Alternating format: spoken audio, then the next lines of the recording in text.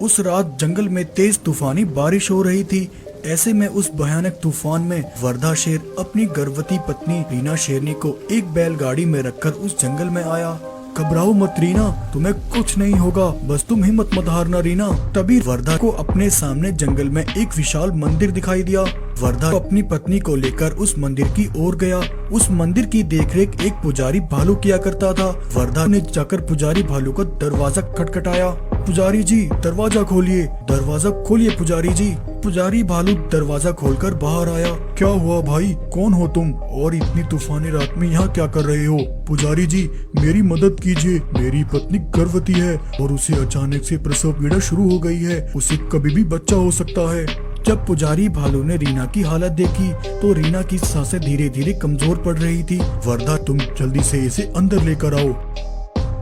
भालू ने वर्धा और उसकी गर्भवती पत्नी को अपने घर के अंदर बुला लिया। भालू मंदिर का पुजारी होने के साथ साथ एक वैद्य भी था। पुजारी भालू ने रीना को कुछ जड़ी बूटियां दी जिससे रीना का दर्द कम हो गया और कुछ देर बाद रीना शेरनी ने एक नन्ही शेरनी को जन्म दिया। बधाई हो वर्धा, तुम्हें एक बेटी हुई है। वर्धा अपनी बेटी को देखकर बहुत खुश हुआ। हे भगवान तेरा लाख लाख शुक्र है, पर आज पुजारी जी का घर ना मिलता तो न जाने क्या होता। पुजारी जी मैं मंदिर जाकर भगवान का धन्यवाद करके आता हूँ, तुम रीना के पास ही रहना। रघु मंदिर की सीढ़ियां चढ़कर मंदिर में भगवान का धन्यवाद करने गया। तभी रघु ने वहां कुछ ऐसा देखा जिसे देखकर उसकी आंखें फटी की फटी रह गईं। सर पर काली चादर ओढ़े एक बाघ मंदिर के खजाने को एक संदूक में भर रहा था। मंदिर के खजाने को संदूक में भरकर वो वहां से ऐसे ही जाने लगा। तभी वर्धा ने उसके सामने आकर उसका रास्ता रोक लिया। रुक जाओ लालची बाघ, ये तुम इस मंदिर का खजाना लेकर कहाँ जा रहे हो? ये खजाना यहाँ के गरीब जानवरों का है, तुम यूँ इस तरह इस खजाने को यहाँ से नहीं ले जा सकते। ये सुनकर उस बाघ ने तेजी से जाकर वर्धा पर हमला किया और वर्धा को घायल करके वो वहाँ से खजाने का संदूक लेकर भाग निकला। वर्धा जख्मी हालत में पुजारी भालू के पास आया और उसने मंदिर के खजाने की चोरी के बारे में उसे बताया। वो पाशा बाघ इतना लालची और कमजोर निकलेगा, मुझे इसका अंदाजा भी नहीं था। अपनी लालच के आगे वो इतना पागल हो गया कि उसने मंदिर के खजाने को भी नहीं छोड़ा। उसका फैसला कल पंचायत में होगा। अगले दिन पुजारी भालू ने जंगल में पंचायत बिठाई और जंगल के सभी जानवरों को उसने इकट्ठा किया। एक तरफ पंचायत में पाशा बाघ और दूसरी तरफ वर्धा अपनी पत्नी और बेटी के साथ खड़ा था। तब एक घोड़े ने पंचायत की शुरुआत करते हुए कहा, भाइयों इस रघु नाम की शेर का आरोप है कि इसने पाशा बाघ को कल रात मंदिर का खजाना चुराते हुए देखा है। हाँ, इस पापी पाशा ने मंदिर का खजाना चोरी किया है। इसे मंदिर का खजाना चुराते हुए मैंने अपनी आंखों से देखा है। मैं इस घटना का चश्मदीद गवाह हूँ। झूठ भाइयों, वर्धा झूठ कह रहा है। मंदिर का खजाना मैंने नहीं बल्कि इसने चुराया है। मैं तो इसी जंगल में रहता हूँ, आप सब तो मुझे बरसों से जानते हो, लेकिन ये वर्धा ये तो कल ही इस जंगल में आया है। खजाने की चोरी इसने की है। वर्धा क्या तुम ये साबित कर सकते हो कि चोरी तुमने नहीं की? हाँ, मंदिर के पुजारी भालू वो सब जानते हैं। कल रात मैं उन्हीं के साथ था। कल रात जब मैंने इस पासा को मंदिर का सोना चुराते हुए रंगे हाथों पकड़ा था, तब ये मुझ पर हमला करके वहाँ से भाग निकला था और मैंने ये सारी बातें पुजारी भालू को बताई थी।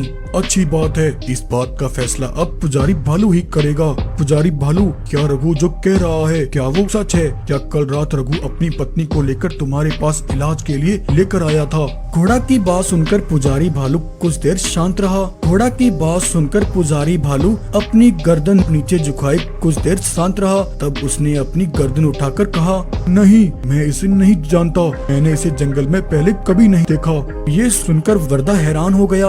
पुजारी जी ये आप क्या कह रहे हैं? ऐसा मत कहिए पुजारी जी। देखा भाइयों, मैंने तो पहले ही कहा था, ये रघु कल ही इस जंगल में आया है और ये यहाँ मंदिर का खजाना लूटने के मकसद से आया था। खजाना इसी के पास है और इसने वो सारा खजाना कहीं छिपा दिया है। पुजारी जी के बयान से इसकी गद्दारी साबित होती है। दरअसल कांचा ने अपने सिपाहियों को पहले ही भेजकर पुजारी भालू को पंचायत में अपना मुंह ना खोलने की कीमत दी और साथ ही उसके सिपाहियों ने पुजारी को धमकी दी। सुनो पुजारी, अगर तुमने पंचायत में अपना मुंह खोला तो याद रखना पाशा तुझे ऐसी मौत देगा कि तेरी सारी पुश्तें भी तेरी मौत का नजारा याद रखेंगी। जंगल की पंचायत में बेकसूर वर्धा दोषी साबित हुआ और पंचायत ने उसे मौत की सजा सुनाई। नहीं, भगवान के लिए ऐसा मत करो। वर्धा बेकसूर है, उसने चोरी नहीं की, वो बेकसूर है। और वर्धा को वहीं पर सबके सामने एक नुकीले भाले पर लटका दिया गया। वर्धा की मौत देखकर सभी जानवर वहां से चले गए, लेकिन भाले पर लटके वर्धा की सांसें अभी भी चल रही थी। वर्धा ने अपनी पत्नी से कहा, रीना, मेरा अंतिम समय आ गया है, लेकिन तुम तो जानती हो मैंने कोई चोरी नहीं की, मैं बेकसूर मारा गया हूँ। तुम मेरी बेगुनाही इस जंगल में एक दिन जरूर साबित करना। मेरे माथे पर लगा ये कलंक अब तुम्हें मिटाना है और तुम्हें असल गुनहगार को सजा दिलानी है। इतना कहकर वर्धा ने अपना दम तोड़ दिया।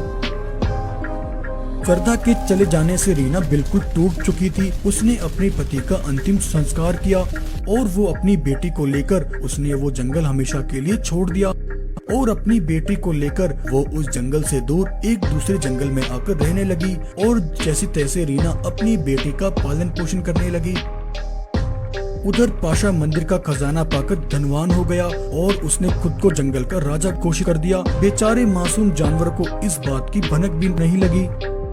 तब एक दिन पाशा ने अपने सिपाही से कहा, सिपाही, वर्धा की पत्नी रीना शेरनी वो कई दिनों से इस जंगल में दिखाई नहीं दे रही, आखिर वो अचानक से कहाँ गायब हो गई? हाँ महाराज, वो रीना शेरनी अपने पति के मरने के बाद पागल सी हो गई थी। वो अपनी बेटी को लेकर इस जंगल को छोड़कर कहीं दूर चली गई है। चलो सही हुआ, वरना खामखा मेरे हाथ उन दोनों के खून से भी रंग जाते।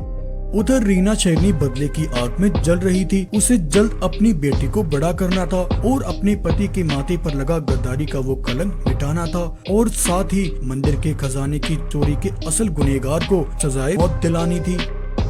बदले की वो आग रीना से सहन न हुई और वो अपनी बेटी को लेकर एक तांत्रिक के पास गई और उसने तांत्रिक को अपनी सारी दुख भरी कहानी बताई। तब तांत्रिक ने रीना की बेटी पर एक जादू किया और अपने जादू से रीना की बेटी को विशाल कर दिया और साथ ही तांत्रिक ने विशाल शेरनी को एक जादुई मणि दी। जाओ बेटी, इस मणि के साथ तुम जो चाहो वो कर सकती हो, ये मणि हमेशा तुम्हारा साथ देगी। और तब रीना शेरनी ने अपनी बेटी को उसका बरसों पुराना वो बदला याद दिलाया और उसे उसका मकसद भी बताया और अपने पिता का बदला लेने रीना शेरनी की बेटी विशाल शेरनी मणि को लेकर अपने जंगल लौटी और वहां आकर उसने मणि की शक्तियों से वहां कुछ ज़ॉम्बी जानवरों को प्रकट किया। वो ज़ॉम्बी जानवर ऐसे थे, वो सिर्फ पाशा के सिपाहियों को ही अपना दुश्मन मानते थे। उन्होंने जंगल में आकर आतंक मचा दिया और एक एक करके पाशा के सिपाहियों को मारने लगे। वो ज़ॉम्बी बने जानवर पाशा के जिस सिपाही को मारते, वो सिपाही मरने के बाद तुरंत खड़ा होकर ज़ॉम्बी बन जाता और फिर अपने ही सिपाही को मारने लगता। जब पाशा को इसकी खबर मिली तो पाशा परेशान हो गया। आखिर ये सब मेरे जंगल में क्या हो रहा है? ये ऐसे खतरनाक जानवर मेरे जंगल में कहां से आए? पता नहीं महाराज, लेकिन जल्दी कुछ कीजिए। हमारे सारे सिपाही ज़ॉम्बी बन चुके हैं और वो इसी ओर आ रहे हैं। ये सुनकर पाशा के पसीने छूट गए। वो अपनी जान बचाने के लिए भागने लगा। तभी सामने से विशाल शेरनी ने आकर उसका रास्ता रोक लिया। तब विशाल शेरनी ने पाशा पर हमला किया और वहीं उसे मौत की नींद सुला दिया। जंगल के मासूम जानवर ज़ॉम्बी बने जानवरों को देखकर अपनी जान बचाकर भाग रहे थे। तभी विशाल शेरनी उनके सामने आकर खड़ी हो गई और उसने अपने सामने लंबी सीढ़ियां प्रकट की। सभी जानवर उन लंबी सीढ़ियों के सहारे विशाल शेरनी के ऊपर चढ़ गए।